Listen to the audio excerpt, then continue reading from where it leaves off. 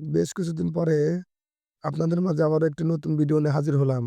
অল্প খরচে কিভাবে একটি শক্তিশালী চার্জার লাইট তৈরি করা যায়। এই চার্জার লাইটটি আপনারা ১০ থেকে ১২ ঘন্টা জ্বালিয়ে রাখতে পারবেন। প্রায় ১ রাতি জ্বলবে। তো যাই হোক, এই লাইটটা কিভাবে তৈরি করবেন, আমাদের এই সম্পূর্ণ ভিডিওটির সাথেই থাকুন, তাহলে বুঝতে পারবেন।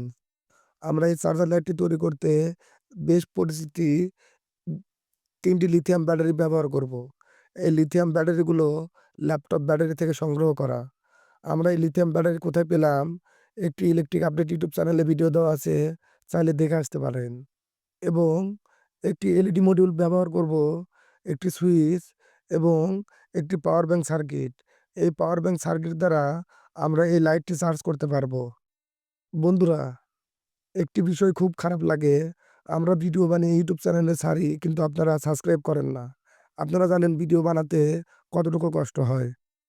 শুরুতে আমরা এলইডির সাথে ২ টি শর্ট কেবল সোল্ডারিং করে নেব।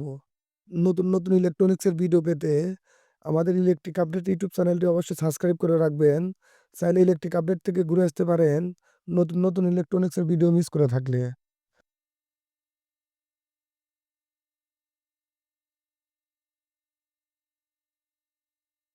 সোল্ডারিং করা শেষে আমরা একটি ক্যাচিং এর সাথে এলইডি মডিউলটি স্ক্রুপের সাহায্যে ভালোভাবে টাইট করে নেব।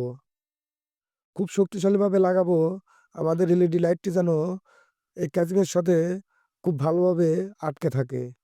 আমরা একটি চার্জারের ক্যাচিং ব্যবহার করছি এই চার্জার লাইটটি তৈরি করতে, যেন এই চার্জার লাইটটি অনেক দীর্ঘস্থায়ী হয়। এরপরে আমরা একটি সুইচ ক্যাচিং এর সাথে লাগিয়ে নেব। সুইচটি লাগানো হলে এ পর্যায়ে আমরা পাওয়ার ব্যাংক সার্কিটের কাজ শুরু করে দেব। পাওয়ার ব্যাংক সার্কিটের যে চার্জিং পোর্টটি আছে, সেই চার্জিং পোর্টটি আমরা সোল্ডারিং এর সাহায্যে উঠিয়ে ফেলব। কারণ আমরা একটি এক্সট্রা চার্জিং পোর্ট ব্যবহার করব আমাদের এই চার্জার লাইটটি চার্জ করার জন্য।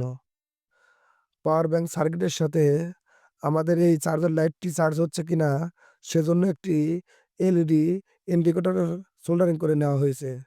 এবার আমরা ৩ টি ব্যাটারি প্যারালালে সংযোগ করে নিয়েছি। দেখুন কিভাবে আমরা সংযোগ করে নিয়েছি।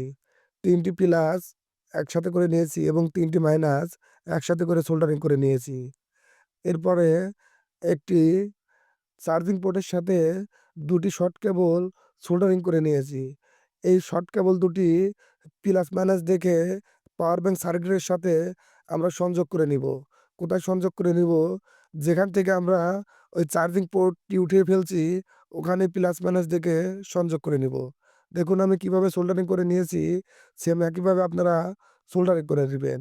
এ পর্যায়ে এলইডি থেকে আসা নেগেটিভ কেবলটি এবং সাথে একটু শর্ট কেবল নিয়ে ব্যাটারির নেগেটিভ প্রান্তে আমরা সোল্ডারিংয়ের সাহায্যে সোল্ডারিং করে নিব। এরপরে একটি শর্ট কেবল নিয়ে ব্যাটারির পজিটিভ প্রান্তে আমরা সোল্ডারিং করে নিব এবং এলইডির পজিটিভ প্রান্তটি আমরা সুইচের সাথে কানেকশন করে নিব। দেখুন আমি কিভাবে সোল্ডারিং করে নিচ্ছি, সেম একইভাবে সোল্ডারিং করে নিবেন। বুঝতে কোথাও সমস্যা হলে কমেন্ট করে জানাবেন।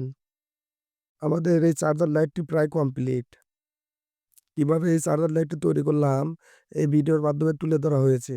ভিডিওটি বুঝতে কোথাও সমস্যা হলে অবশ্যই কমেন্ট করে জানাবেন। বুঝিয়ে দেওয়ার চেষ্টা করব। এবং চাইলে ইলেকট্রিক আপডেট ইউটিউব চ্যানেল থেকে ঘুরে আসতে পারেন, ইলেকট্রনিক্সের দারুণ সব ভিডিও মিস করে থাকলে। এবং আমাদের চ্যানেলটি অবশ্যই সাবস্ক্রাইব করে রাখবেন নতুন ইলেকট্রনিক্সের ভিডিও পেতে। এবং ভিডিওটি ভালো লাগলে অবশ্যই লাইক করে এবং আপনাদের মতামত কমেন্টে জানিয়ে দিবেন। ধন্যবাদ সবাইকে।